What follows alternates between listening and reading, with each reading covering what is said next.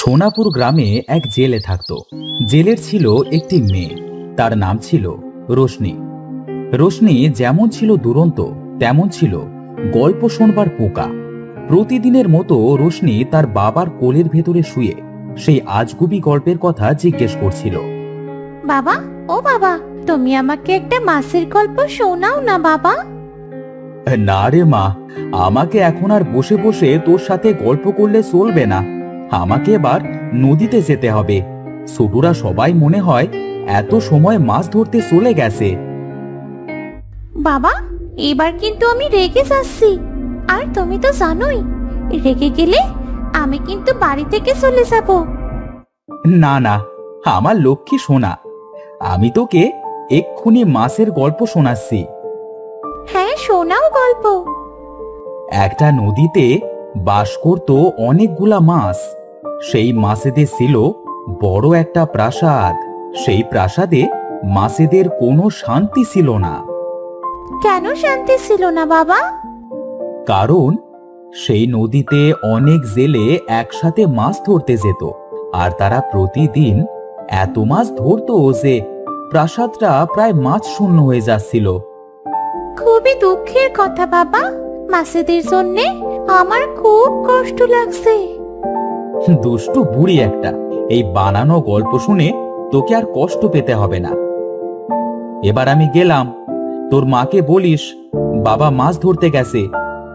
আচ্ছা বাবা, যাও, আমি মাকে বলে দেব।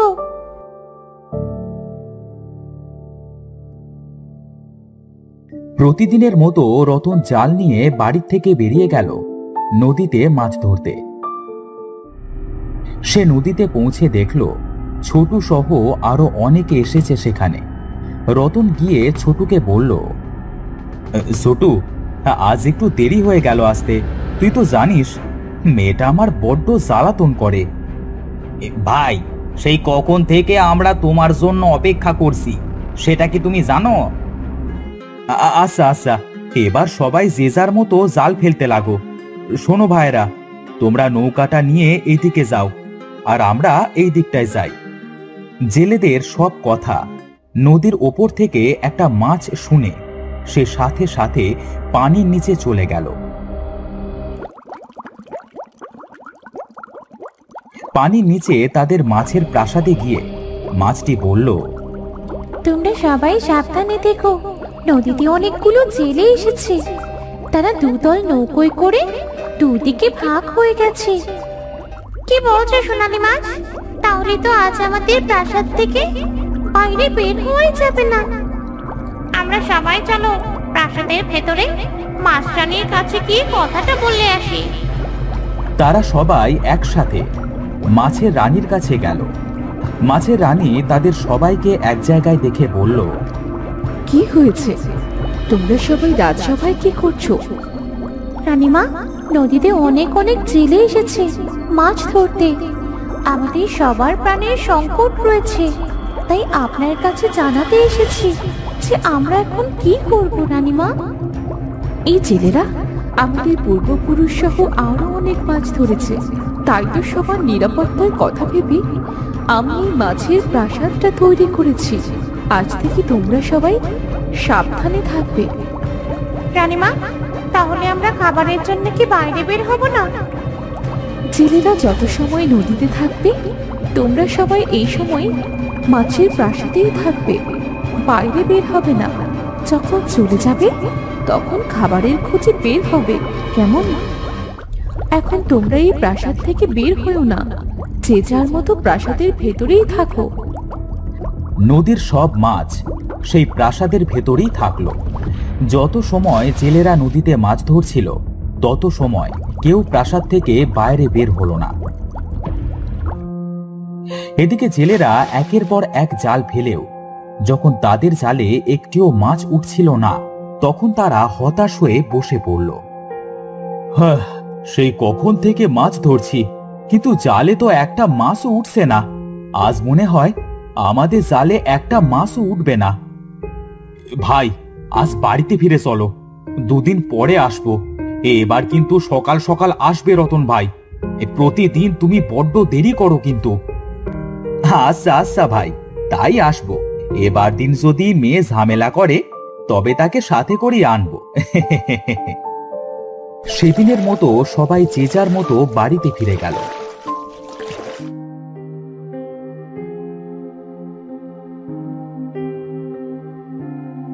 বাবা, মাছ কই? আমি মাকে বলেছি বাবা মাছ আনলে আজ আমাকে মাছের ঝোল করে দেবে। দাও তো মাছগুলো কই? তোমার মেয়ে সেই সকাল থেকে আমাকে পাগল করে দিচ্ছে। বাবা মাছ আনলে তারপর ভাত খাবে, এর আগে না। গিন্নি, আজ একটিও মাছ পাইনি গো। এই মাছেরা মনে হয় আজকাল নদীর ভেতরে বাড়ি করেছে, কেউ যেন তার বাড়ি থেকে বের হয় না। বাবা, তাহলে কি তোমার গল্পটা সত্যি হতে চলেছে? আমি জানি না রে মা, কিছুই বুঝতে পারছি না। এদিকে মাছ না মারলে যে আমরা কি খেয়ে থাকবো? মাছকে কেন মারো বাবা? আমাদের যেমন প্রাণ আছে ওদেরও তো প্রাণ আছে। তুমি মাঠে কাজ করো বাবা, আর মাছ মেরো না। পাগলি মেয়ে একটা, যা এখন ঘরে যা। এখন আমার কিছু ভালো লাগছে না, আমার একটু বিশ্রামের প্রয়োজন এখন।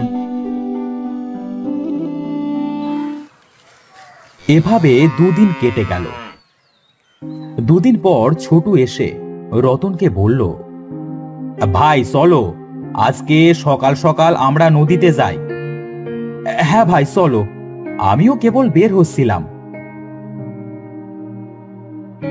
দাঁড়াও বাবা, আমিও আজ তোমার সাথে যাব। আমি কোনোদিনও মাছ মারা দেখিনি বাবা। ভাই, এই মেয়েকে আজকে সাথে করে নাও, মাছ মারা দেখলে ও খুব আনন্দ পাবে। আচ্ছা চল মা, তাহলে আজ তোকে সাথে করেই নিয়ে যাই। তারা সবাই একসাথে নদীতে গেল। নদীতে গিয়ে দেখলো বাকি জেলেরাও চলে এসেছে। তারা যখন নদীতে জাল ফেললো, সাথে সাথেই জালে অনেক মাছ বাঁধলো। জেলেরা তো খুব খুশি হলো। দেখ মা দেখ, তুই তো দেখছি আমাদের জন্য বেশ লক্ষ্মী। কত মাছ আজ জালে উঠেছে দেখেছিস? হ্যাঁ বাবা, তবে মাছগুলো পানিতেই মানায়। দেখো, এদের কত কষ্ট হচ্ছে। এরা কেমন হাঁসফাঁস করছে, দেখেছো বাবা? তুই চুপ থাকতো। জেলেদের জালে অনেক মাছ বেঁধে তারা খুশি হলেও এদিকে মাছেরা সবাই ভয়ে প্রাসাদের ভেতরে লুকিয়ে পড়ল। মাছের রানী তাদের সঙ্গীদের এভাবে আটকে পড়তে দেখে বলল, তোমরা সবাই শোনো, এখানে কেউ লুকিয়ে থেকো না। আমরা চলো আজ প্রাসাদের বাইরে বের হয়ে জেলেদের আক্রমণ করে আমাদের সঙ্গীদের বাঁচিয়ে আনি। মাছ রানীর কথা শুনে নদীর পানি থেকে ঝাঁকে ঝাঁকে মাছ বেরিয়ে জেলেদের উপর আক্রমণ করলো। এত মাছ দেখে জেলেরা বেশ অবাক হলো। ভাই ভাই দেখো, স্রোতের মতো মাছ ওপরে উঠে আসছে। এরা তো মনে হচ্ছে আমাদের উপর আক্রমণ করতে ওপরে উঠে আসছে। শান্ত হও ভাই, শান্ত হও, কিছু হবে না। রতন তাদেরকে সান্ত্বনা দিলেও তাদের নৌকায় এত পরিমাণ মাছ উঠল যে তাদের নৌকাটি পানিতে ডুবে গেল। সোনালী মাছটি সব মাছকে বলল, শোনো সবাই, এই ছোট্ট মেয়েটাকে আমাদের বাঁচাতে হবে।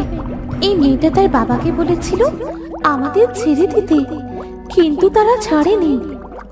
হ্যাঁ, এই মেয়েটি আমাদের বাঁচাতে চেয়েছিল, কিন্তু এর আগে তো বাকি মাছেরা এদের উপর হামলে পড়ে। তাই মেয়েটাকে আমাদের বাঁচানো উচিত। সবাই একে মাছের প্রাসাদে নিয়ে চলো। সবাই মিলে রোশনিকে নিয়ে মাছের প্রাসাদে চলে গেল। রোশনি তার চারিপাশে এত মাছ দেখে খুব ভয় পেল। তখন মাছের রানী রোশনিকে বলল, ভয় পেও না মেয়ে, তোমার কিচ্ছু হবে না। তুমি একটু সুস্থ হলেই আমরা তোমাকে নদীর ওপারে রেখে দিয়ে আসবো। আমার বাবা, আমার বাবা কোথায়? আমার বাবাকে তোমরা কি করেছো? আমার বাবাকে এনে দাও। তোমার বাবা কোথায় সেটা আমরা জানি না। তুমি খুব ভালো মেয়ে, মাছেদের প্রতি তোমার মায়া আছে, তাই তোমাকে আমাদের এই মাছের প্রাসাদে এনেছি। আমার বাবাও অনেক ভালো, অভাবে শুনলে হয়তো মাছ মারে। আমাদের সংসারটা ভালোভাবে চললে আমার বাবা কখনো তোমাদের মারতো না। তোমরা দয়া করে আমার বাবাকে এনে দাও। তোমার জন্য তোমার বাবাকে আমরা ফিরিয়ে দিচ্ছি, না হলে কখনো তাকে এই নদী থেকে ফেরত দিতাম না। বাবা, তোমাকে কতবার বলেছি তুমি মাছ মেরো না বাবা। আজ যদি তোমাকে হারিয়ে ফেলতাম তাহলে আমার সাথে কি গল্প করতো বাবা? মারে, তুই তো জানিস অভাবের জন্যই আমরা মাছ মারি। রানীমা, আমাদের সঙ্গীদেরকে দয়া করে ছেড়ে দিন। আমরা আর কোনোদিন এই নদীতে মাছ ধরতে আসবো না।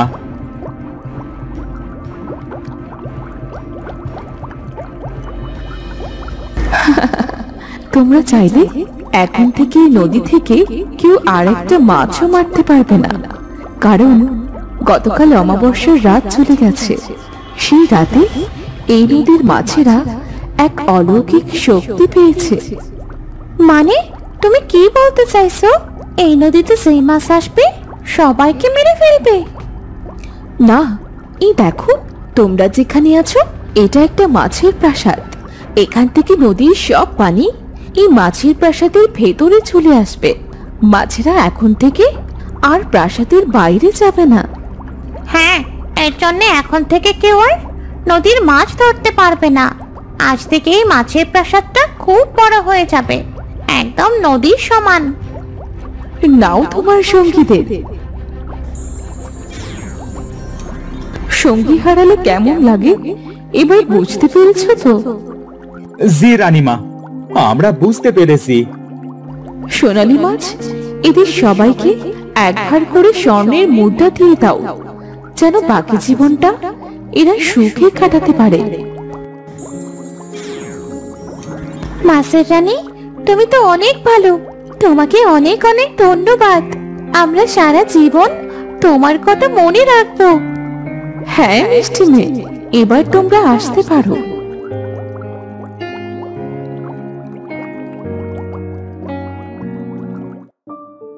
সবাই মাছেদের প্রাসাদ থেকে বেরিয়ে নদীর উপরে চলে আসলো। ছোটু হাঁপ ছেড়ে বলল, ভাই ভাই, আজ খুব বাঁচা বেঁচে গেছি। আর কোনো দিন এই মাছ মারবো না। সবাই যে যার মতো বাড়ি চলো। চলো বাবা, এই স্বর্ণের মুদ্রা দিয়ে আমরা সারা জীবন বসে খেতে পারবো। মাকে গিয়ে আজ সব বলবো। দেখো, মা তোমার উপর খুব রাগ করবে। দুষ্টু বুড়ি, আর পাকা পাকা কথা নয়, চল এবার বাড়িতে চল। তারা সবাই যে যার মতো বাড়িতে ফিরে গেল। এরপর থেকে মাছের দেওয়া স্বর্ণের মুদ্রা বেচে তাদের বাকি জীবন সুখে শান্তিতে কাটতে লাগলো।